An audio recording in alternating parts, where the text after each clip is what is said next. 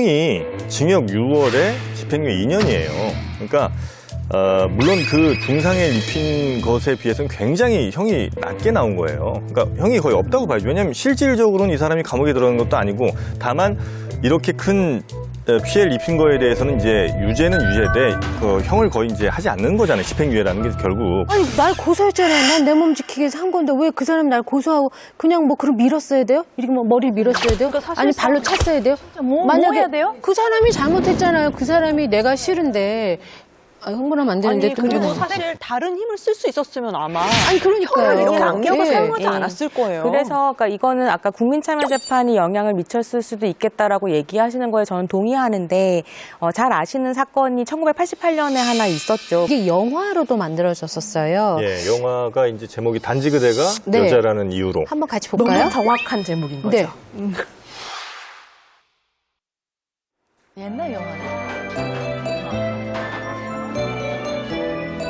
영화는 90년에 만들어졌고요. 사건은 88년이었습니다.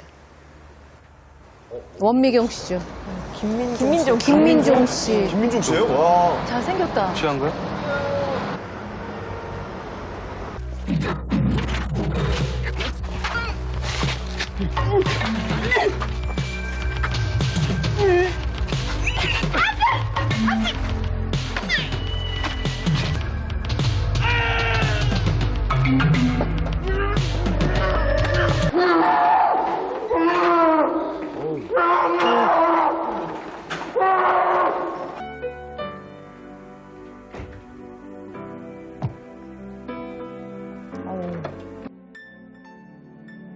한순간에 충동적인 유혹에 넘어간 젊은이의 행위와 이혼 경력이 있고 술 장사를 하는 여자의 행위 중 강간을 당했나요?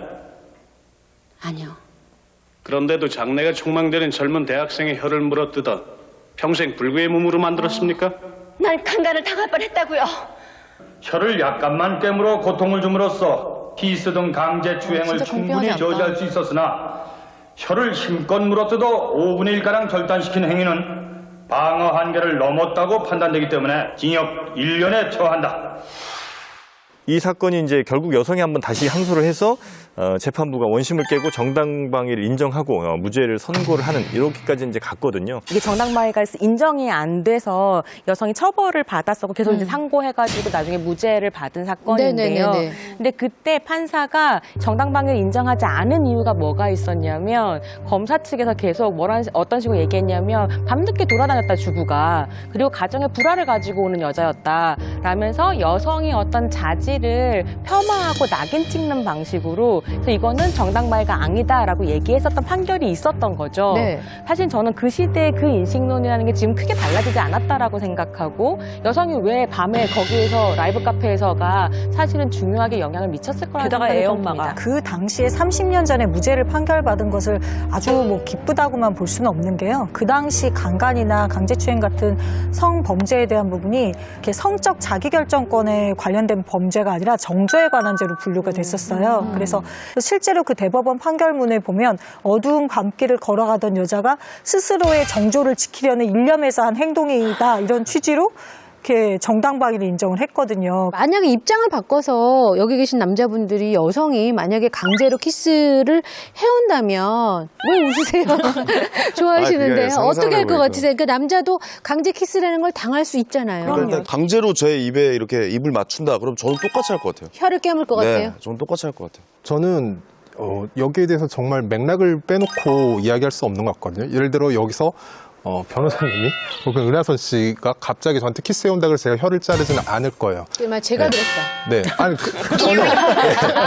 그런데 만약에 아주 으슥한 공간에서 나보다 훨씬 위협적이고 내가 굉장히 위협을 느낀다면 거기서는 맥락이 다르기 때문에 충분히 가능한 거죠. 심지어 혀를 자르는 게 아니라 다른 데를 자르거나 찌르는 방식으로 제가 정당방위를 할 수도 있겠죠. 그러니까 상황에 따라 다르다. 네. 만약에 정영진 씨 같으면 라이브 카페예요. 아니 거기라면 뭐 당연히 그럴 일이 없고. 만약에 그렇다면 어떡하실 거예요? 지금 그렇다면 이런 그냥 상황에 도망 라이브 나오죠, 당연히. 카페에서 예. 나이가 많은 지긋한 저 정도 되는 여자가 같이 술을 먹다가 네. 제가 정현희 씨를 때리고 네. 멱살을 휘어 잡고 네. 그런 식으로 키스를 해서 혀를 집어넣고 그런다 그러면 어떻게 대응하실 것 같으세요? 뭐 소리를 질러서 누군가에게 도움을 요청을 하거나 혀가 들어왔는데 키스인데 혀를 어떻게 지르지? 그러니까. 만약에 소리를 지르지 못할 형편이고 정말 뭐 사지가 묶여있는 사정이라 할지라도 네. 혀를 자를 것 같진 않아요. 이 사건처럼 이런 혀 잘린 사건이 남자가 여자의 혀를 자른 사건이 실제로 2013년도입니다. 어떤 남성이 술에 취해 있었는데 여성분과 같이 술을 마시다가 강제로 여자분께서 키스를 한 거죠. 그래서 남자분도 역시 이제 그거를 못 이겨서 이제 깨물어서 혀가 2cm 정도 잘린 또 안타까운 사건이 있었습니다. 예. 이 남자는 어떤 판결을 받았습니까, 그러면? 이 남자도 그 여성의 경우하고 비슷하게 그 징역 6개월에 집행유예 1년을 선고받았습니다. 법이란 건 남녀 차별 없이 공통적으로 다 처벌을 받고 똑같이 적용을 받아야 되는 게 저는 분명히 맞다고 생각이 최근에는 들어요. 남성들의 그 강제추행 그 고소사항도 굉장히 많고요. 실제로 피해 입은 경우들도 굉장히 많아요. 오히려 근데 당당하게 고소하면 남자가 말이야 뭐 뒤에서 그걸 얘기 가지고 나오죠. 말이야 이렇게 말하는 그 사회 분위기가 문제라고 저는 생각을 하고 근데 여성분들 잘 모르시는 것도 좀 하나 있는 게 밤에 있잖아요. 남자가 이렇게 혼자 걸어가서 누가 따라오는 거 같잖아요. 그럼 저희도 사실 무서워요. 저는 여자면 얼마나 더 무섭겠냐는 거죠. 내가 정말 사지가 다 묶인 듯한 느낌이 들고 내가 이 사람을 어떻게 할 수 없고 그 상황에서 마지막 보루처럼 마지막 힘을 발휘하는 경우가 이런 혀를 자르는 사건들이 아닐까 싶어요. 어쨌든 30년 전 밤거리를 걷던 한 여자가 강제추행범의 혀를 잘랐고 정당방위로 인정받았습니다. 오랜 싸움 끝이었는데요. 근데 2017년 우리 법정은 30년 전보다 더 후퇴한 것 같습니다. 성폭력 최악의 판결 탑5 사건 번호 3번입니다. 날씨가 더워서 그런데 반바지로 갈아입어도 괜찮겠나. 2013년 8월 직장인 여성 A씨가 사장님의 방에서 들은 이야기입니다.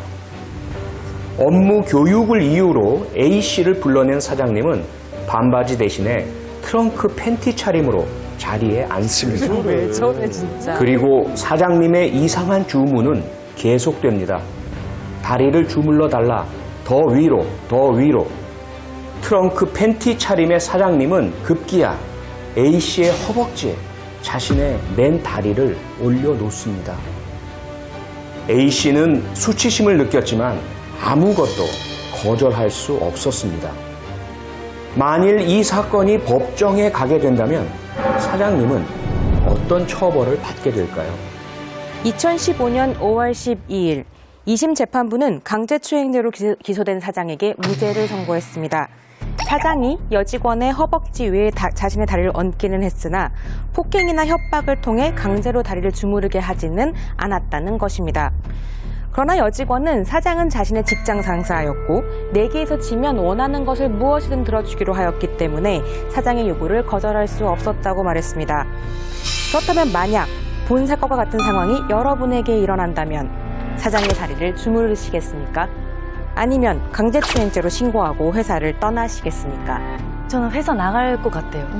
저도 이런 비슷한 사건이 있거든요. 저도 연예인 되고 나서 그 녹화 있었는데 녹화 쉬는 시간이 있었어요. 근데 엄청 유명한 가수 선배님이 있었어요. 남자분이. 근데 같이 시간이 있으니까 커피를 마시고 있었어요. 그랬더니 갑자기 저한테 뜬금없이 사유리 일본 사람이잖아. 솔직하게 말해. 섹스 지금까지 몇 명 했어?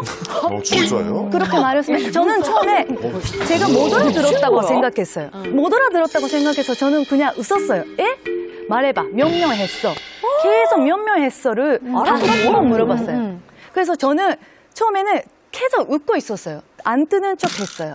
집에 가서 시간 지나면 왜 제가 화가 난다고 재수가 없다고 왜 말을 안 했을까 생각하고 근데 시간 지나고 나서 더 생각이 나고 TV에 나올 때마다 진짜 기분이 나쁘고 더럽고 저는 시간 지나면 산초도 되는 것 같아요. 그때 단지보다 사실 1년, 2년, 3년, 5년 지금 훨씬 더 산초가 되는 것 같아요. 더우니까 바지를 벗겠다. 그래서 트렁크 바람이었는데 솔직히 말씀드려서 남자들이 그 사각 트렁크를 입고 다리를 이러고 있으면은 안에 성기가 보여요. 그럴 수 있죠. 그러면 여직원 입장에서는 못 본 척하지만 그 위로 주물러라 하는데 그러면 신입 여직원이 과연 그 사장에게 강하게 어필할 수 있었겠어요? 너무 이게 더러운 사건 아니에요, 솔직히? 진짜 더럽다. 네? 그러니까 성적 수치심이나 혐오감을 일으키게 한 행동인 건 맞는데 강제추행으로 처벌을 받으려면 폭행 협박을 해가지고 주물르게 했어야 되는데 그게 아니라는 그런 판결인데요. 아니, 사장님이 밥줄을 잡고 있는데 그 자리에서 아 정말 싫어요. 사장님 지금 뭐 하시는 거예요? 미친 거 아니야? 라고 얘기할 수 있는 사람이 얼마나 될까 싶어요. 칼보다 무서운 게 밥줄을 쥐고 드는 사람이거든요, 사실은. 그 최근에 한 치킨 회사 회장님이 여직원을 성추행하려다가 피소당한 사건도 있었지 않습니까? 유명 치킨 업체인 호식이 2마리 치킨의 최호식 회장이 20대 여직원을 성추행했다는 고소가 접수돼 경찰이 수사에 나섰습니다. 회장을 고소한 이제 20대 여직원이 합의금을 3억 원을 받았고요. 네. 이틀 만에 고소를 이제 취하하긴 했죠. 예. 근데 지금 계속 수사 진행 중이죠? 2013년부터 이제 강제추행 같은 경우도 친고죄가 폐지돼서 고소를 취하는지 여부와는 상관없이 수사 처분은 계속되고 있는 것입니다. 근데 왜 합의금 받으면 코뺀이라고 몰아가요? 왜 그렇게 되는 거예요? 근데 우리 사회는 돈을 받고 합의를 하면 뭐가 있었구만, 돈을 노렸구만라는 그런 오해를 받기 싫어서 나는 합의금은 받지 않으련다 하시는 분들도 굉장히 많아요. 근데 사실은 그 피해 입은 거에 대한 보상이랑 정신적 위자료, 그러니까 당연히 받아야 될 부분을 받는 부분들도 있고, 그리고 사실 징벌적인 의미도 위에서 합의금을 받는 피해자분들도 있어요. 저는 심지어 사실 꽃뱀이라고 이걸 부른다면, 합의금을 받는 걸 꽃뱀이라고 부른다면 꽃뱀이 더 많아져야 된다고 생각해요.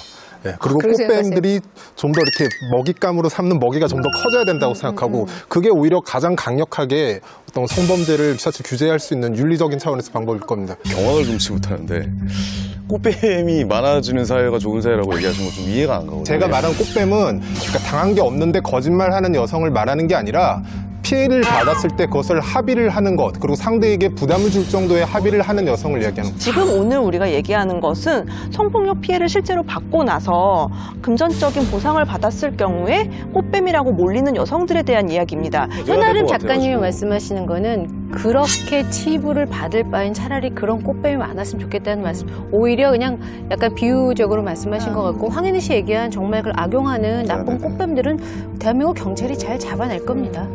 알겠습니다. 믿습니다. 네. 제가 합의를 해봐서 아는데, 제가 합의한 때에 제가 이런 성폭력 사건의 피해자였고, 그래서 실제로 합의를 해본 경험이 있는데요. 합의를 할 때 저도 생각을 했어요. 아, 나를 사람들이 꽃뱀이라고 보면 어떡하지? 사람들이 워낙 제가 돈을 받으면 꽃뱀이라고 할 게 분명하니까.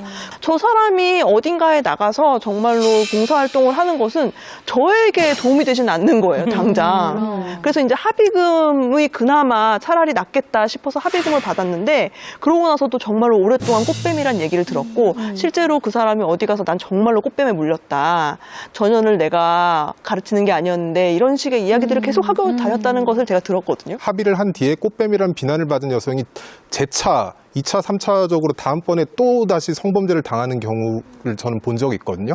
말을 못 하더라고요. 한번 꽃뱀으로 몰려놨는데 더 이상 사람들이 안 믿어줄 것이고 더 큰 비난이 올 것이라는 걱정을 해서 아무것도 못하고 오히려 계속 두 번째, 세 번째 성범죄에 대해서 입을 다무는 경우를 저는 봤어요. 어떤 가해자가 재판부에다가 저 여자의 범죄 전력을 알아봐달라고, 나뿐만이 아니라 다른 사람들한테 이전에 그런 꽃뱀 짓을 했을 것이라면서 조회해달라 그래서 재판부의 판사님한테 엄청 혼난 경우가 있었거든요. 자, 뿌리치고 소리를 지르든 뭐든 했어야지.